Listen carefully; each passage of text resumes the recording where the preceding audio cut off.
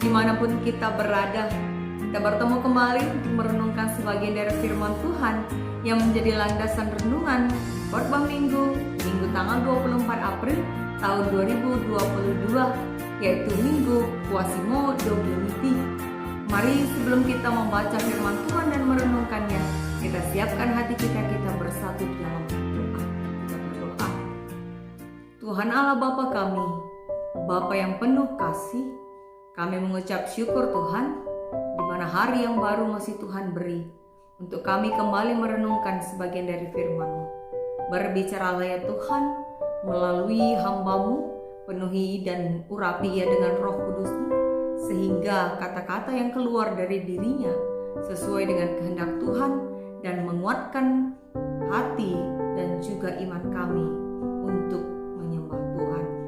Inilah doa kami Tuhan, izinkan kami mengerti dan mendalami makna dari firman. Di dalam nama Yesus kami berdoa, amin. Jemaat yang dikasihi Tuhan, kita kembali akan membaca firman Tuhan di minggu ini, Minggu tanggal 24 April tahun 2022, yang terambil dari Kisah Para Rasul. Kisah Para Rasul 9 ayat yang pertama sampai ayat yang ke-6. Mari kita baca. Demikianlah firman Tuhan. Saulus bertobat. Sementara itu, berkobar-kobar hati Saulus untuk mengancam dan membunuh murid-murid Tuhan. Ia menghadap imam besar dan meminta surat kuasa daripadanya untuk dibawa kepada majelis-majelis Yahudi di Damsyik, supaya jika ia menemukan laki-laki atau perempuan yang mengikuti jalan Tuhan, ia menangkap mereka dan membawa mereka ke Yerusalem. Dalam perjalanannya ke Damsyik, ketika ia sudah dekat kota itu, tiba-tiba cahaya memancar dari langit mengelilingi dia. Ia rebah ke tanah dan kedengaranlah olehnya suatu suara yang berkata kepadanya, "Saulus, Saulus, mengapakah engkau menganiaya aku?" Jawab Saulus, "Siapakah engkau, Tuhan?" Katanya, "Akulah Yesus yang kau aniaya itu. Tetapi bangunlah dan pergilah ke dalam kota. Di sana akan dikatakan kepadamu apa yang harus kau perbuat." Sampai demikian firman Tuhan yang menjadi landasan renungan kita. Dan tema kita adalah suara Tuhan memanggil. Semoga dikasih Tuhan, kembali kami menyapa kita semua. Shalom, salam damai sejahtera dalam nama Yesus Kristus. Tidak terasa peringatan hari Paskah sudah seminggu berlalu. Kiranya semangat kemenangan masih ada di hati kita sekalian. Cuma dikasih Tuhan, sebelum kita mendalami makna dari firman Tuhan yang sudah kita baca hari ini, ada satu kisah yang menjadi pembuka renungan kita, yaitu tentang seorang pemimpin sebuah organisasi kriminal. Organisasi itu bernama Triad yang berbasis di Hong Kong, yang menjalankan berbagai macam bisnis seperti penjualan obat-obat terlarang, money laundering atau pencucian uang, dan prostitusi, serta bisnis-bisnis ilegal lainnya. Bisnis tersebut bisa dikatakan sangat sukses dan menghasilkan banyak uang. Suatu kali, sang pemimpin yang sangat disegani, bahkan ditakuti di kalangan para mafia, ditangkap dan dipenjara oleh polisi Inggris. Namun ternyata penjara tidak menghentikannya untuk terus melanjutkan bisnis-bisnis ilegalnya, karena ia masih bisa mengatur segala sesuatunya dari dalam penjara. Pada suatu hari, ia didatangi oleh seorang pendoa. Pendoa tersebut berkata kepadanya, "Kamu sangat sukses, uangmu sangat banyak dan terkenal di dunia.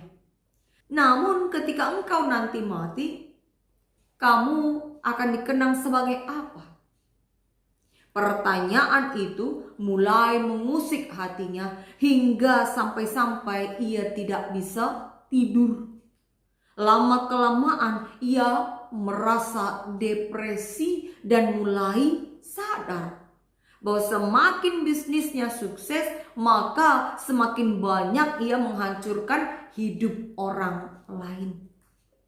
Cuman ini kasih Tuhan, karena ia tidak dapat tidur bahkan sampai berbulan-bulan, ia kemudian meminta pertolongan kepada banyak dokter.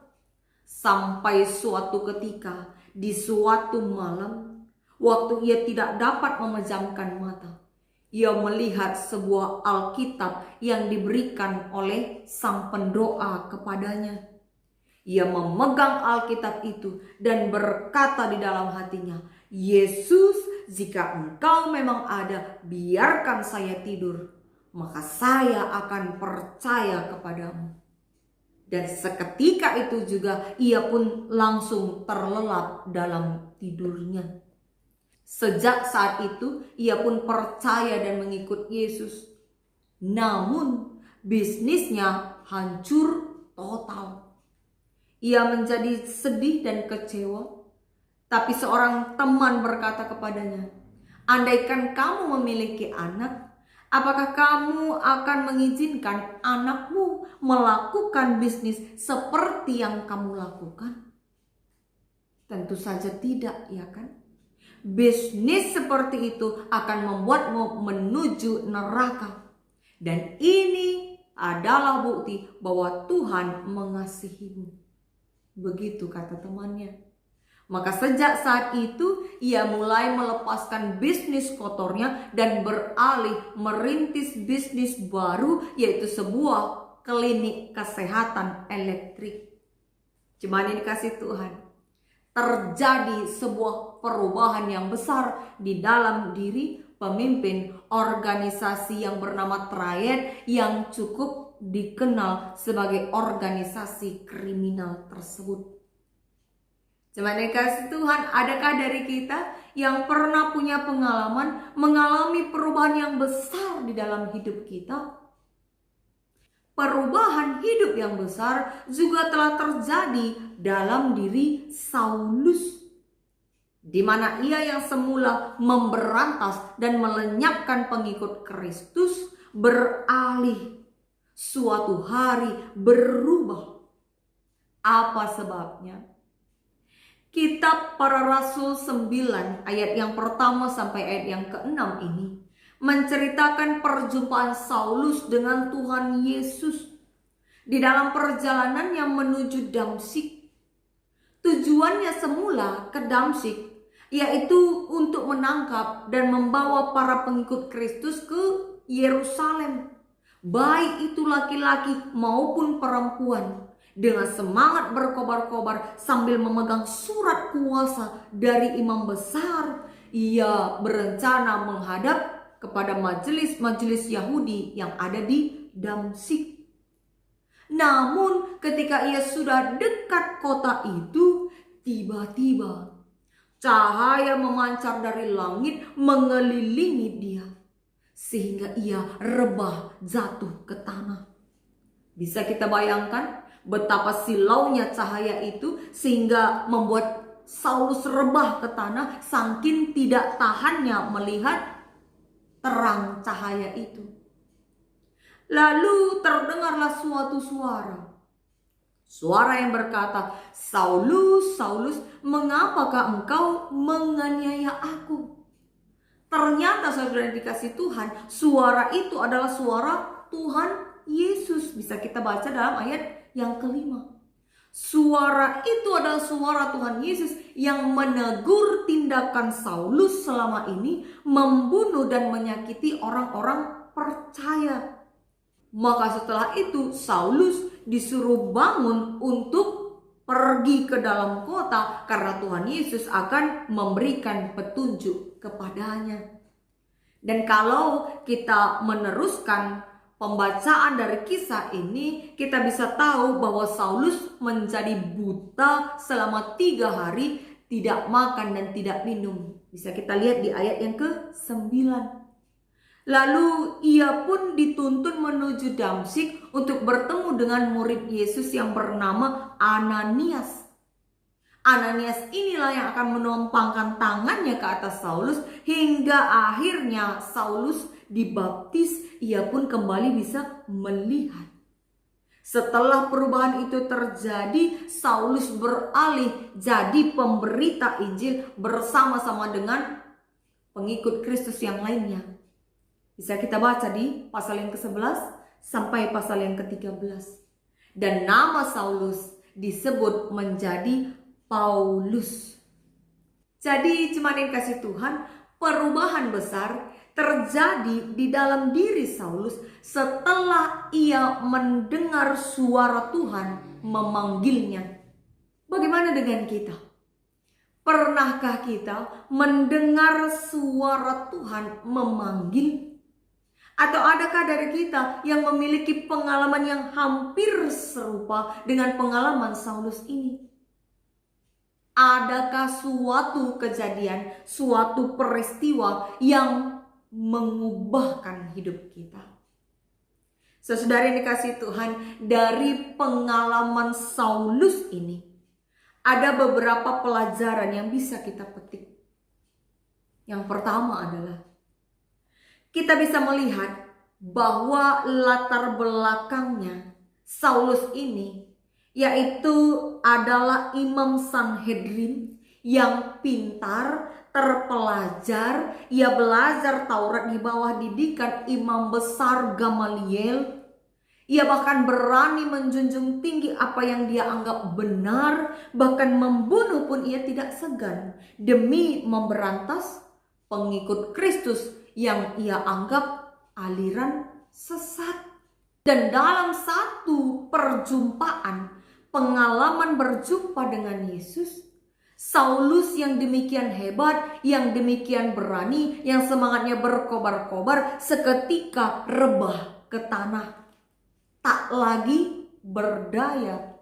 Setelah melihat cahaya terang kemuliaan Tuhan, semangatnya yang tadi berkobar-kobar untuk menangkap pengikut Kristus, baik laki-laki maupun perempuan, itu artinya menandakan bahwa tidak ada lagi toleransi baik kepada perempuan maupun laki-laki. Yang penting pengikut Kristus akan ia tangkap dan dia bawa ke Yerusalem.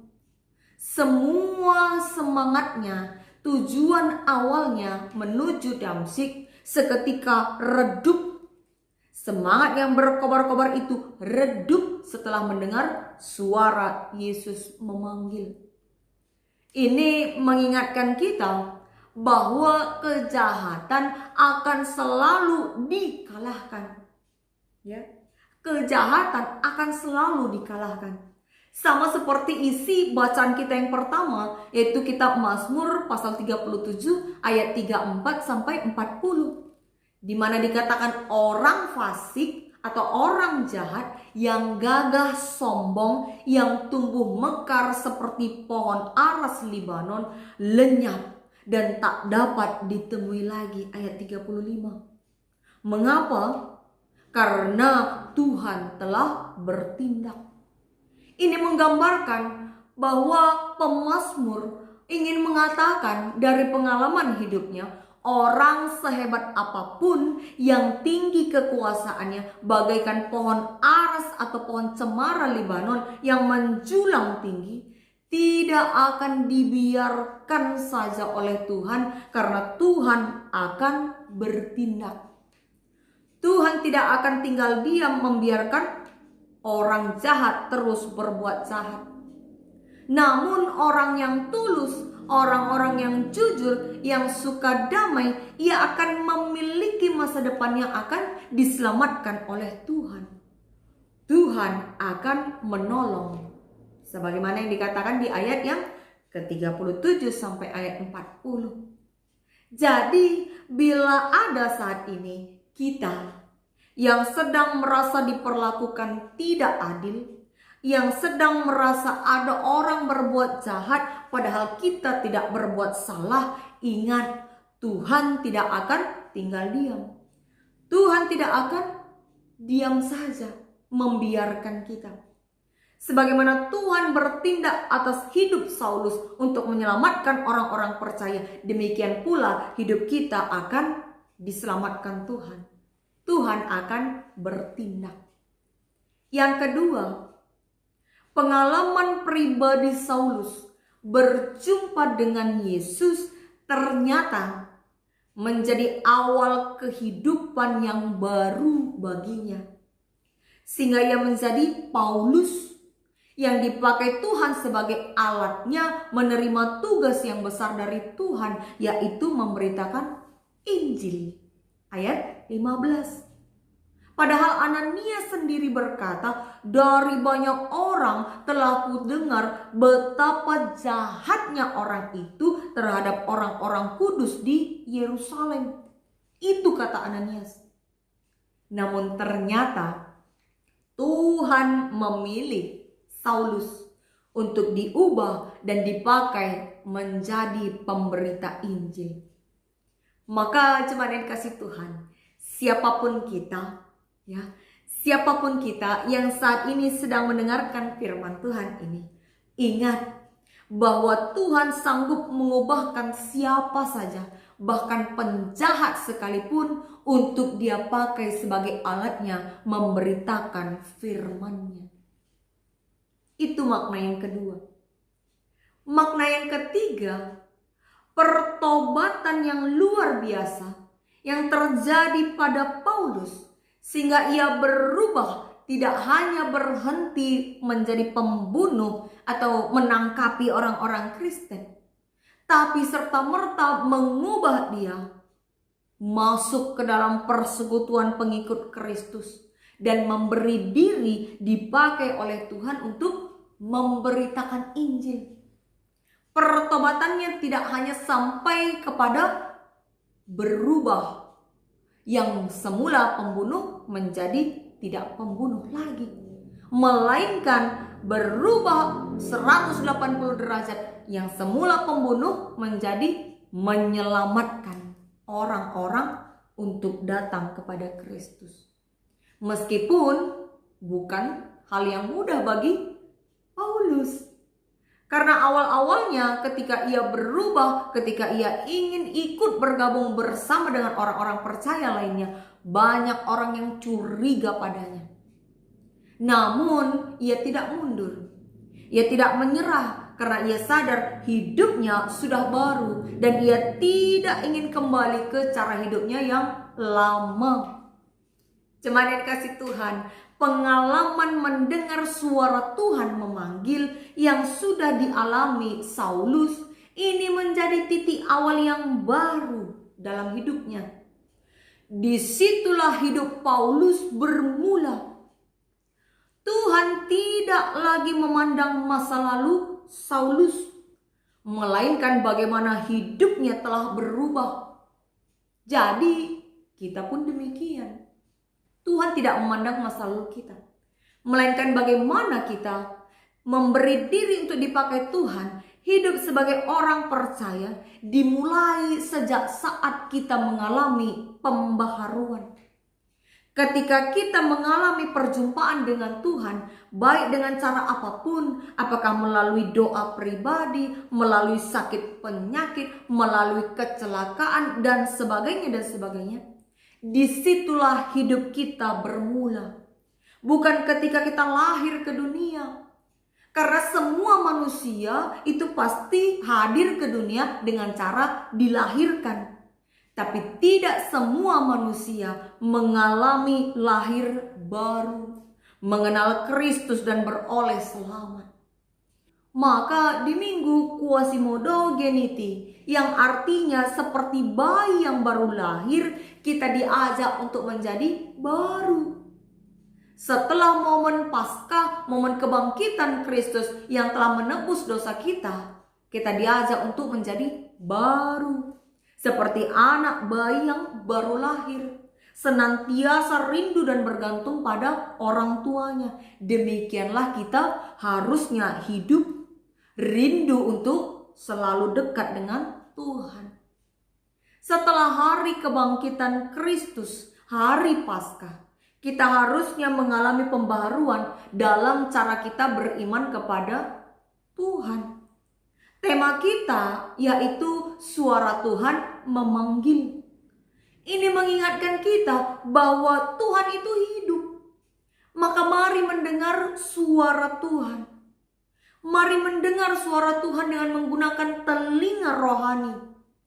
Gunakan telinga rohani kita untuk mendengar firman Tuhan, untuk menyembah Tuhan dalam pujian dan doa kita. Carilah suara Tuhan dalam setiap langkah hidupmu, terutama dalam keheningan. Dalam hening, dalam doa, carilah suara Tuhan.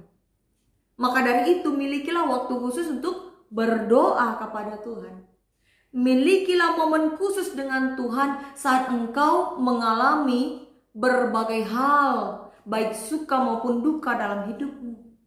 Baik saat engkau ketika berulang tahun maupun ketika engkau berhasil dalam studimu, dalam pekerjaanmu, dalam usahamu, milikilah waktu khusus untuk Tuhan agar engkau bisa mendengar suaranya. Suara Tuhan itu senantiasa membawa kita menuju kebaikan, menyelamatkan kita dan menyukakan hati kita. Namun suara iblis itu senantiasa membawa kita menjadi orang jahat. Meski sepintas terasa menyenangkan, tapi itu akan membawa kita pada kebinasaan. Maka mari buka telinga rohani kita. Minta hikmat kepada Tuhan untuk membedakan mana suara Tuhan dan mana suara dari si iblis. Sehingga dalam kehidupan kita senantiasa berada di jalan Tuhan, jalan yang Tuhan mau. Melalui penyembahan, melalui doa dan pujian kita, carilah suara Tuhan. Sehingga engkau akan mendengar suaranya yang akan terus menuntunmu dalam hidupmu. Kiranya Tuhan memberkati kita dan memampukan kita menjalankan firman-Nya. Amin. Mari kita berdoa. Tuhan Allah Bapa kami yang baik, Bapa yang penuh kasih, kami mengucap syukur Tuhan. Firman-Mu mengingatkan kami untuk hidup baru dalam peringatan momen Paskah yang telah seminggu berlalu. Kiranya semangat kemenangan, keinginan untuk hidup dalam kehidupan yang baru mampu kami jalankan oleh karena kuasa Roh Kudus yang memampukan kami. Maka Tuhan, berbicaralah kepada kami baik dalam doa, dalam pujian, dalam penyembahan kami, agar kami senantiasa berada di jalan yang Tuhan mau, yang Tuhan kehendaki, sehingga dalam kehidupan kami beroleh sukacita daripada Tuhan. Inilah Tuhan doa kami naikkan melalui anak-Mu Yesus Kristus, Tuhan penebus dosa kami. Amin.